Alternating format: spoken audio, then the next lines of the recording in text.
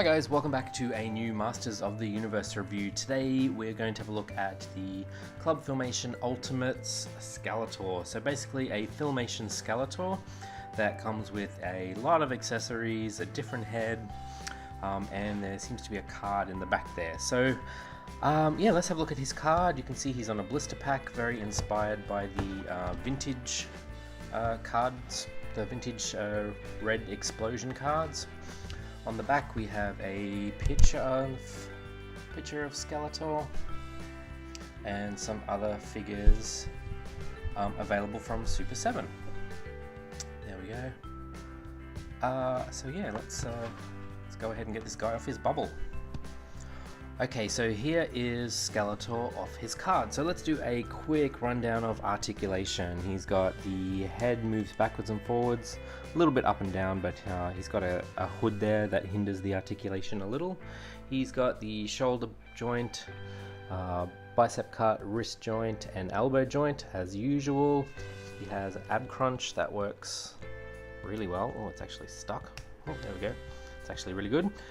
He's got the thigh cut, he's got knee joint, boot cut, yes, and he has these new 360-degree spinning ankles.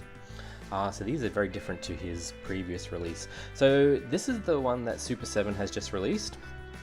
So he does differ a little bit from the Filmation version, but we'll come back to that in a minute. We'll have a look at his accessories first. So he comes with this second head, which is, I guess, a laughing head, because you know Skeletor used to cackle a lot in the cartoon. So that's really cool. Actually, the good thing to notice here is that the inside of his cowl is painted black. The Mattel one was not painted black. He also comes with a Diamond Ray of Disappearance. Now this Diamond Ray, it's very small, it's different to the one that came with the Mattel version, but again we'll come back to that in a second. He comes with the Bone Sword, which matches his the emblem on his chest, which is very cool, and his Havoc Staff.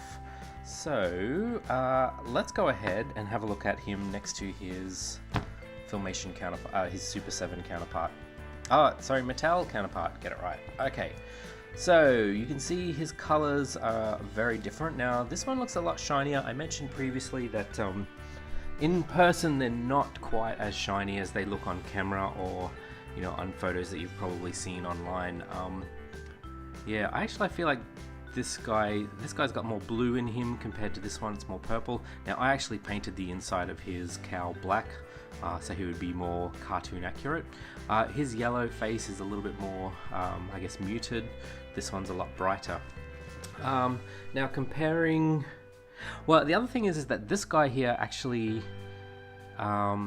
he looks very similar, but he's kind of different. Like, I'm not sure if he has slightly different forearms. I think they've been made from a new mold, maybe. I don't know exactly, but yeah, it's interesting. There's lots of little tiny differences. Now the big difference is that these joints, these gigantic ugly ankle joints from Mattel, have been replaced with these nice sleek joints from Super 7.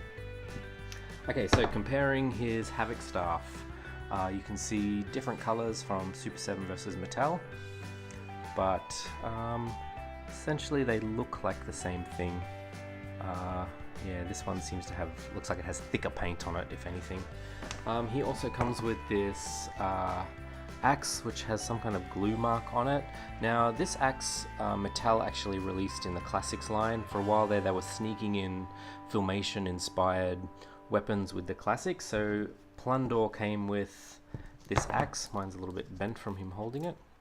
So they look similar, but they're actually very different. They're not the same mold. Yeah, you can tell just by the blades alone, this one's thicker than this one.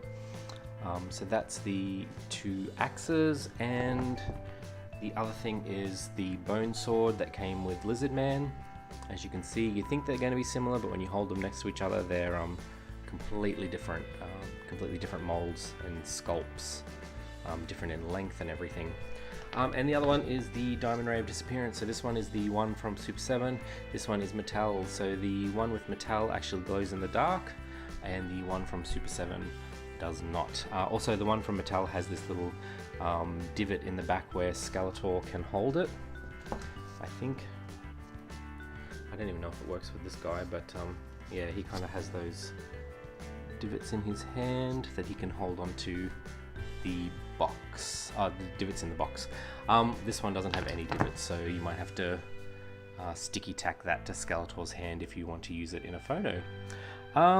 But there you go, guys. I think that's really all I can show you with these. So if you stick around, I'll post some photos. We'll get him next to Classic Skeletor, Filmation Evil-Lyn, and etc. See how he looks. Thanks so much.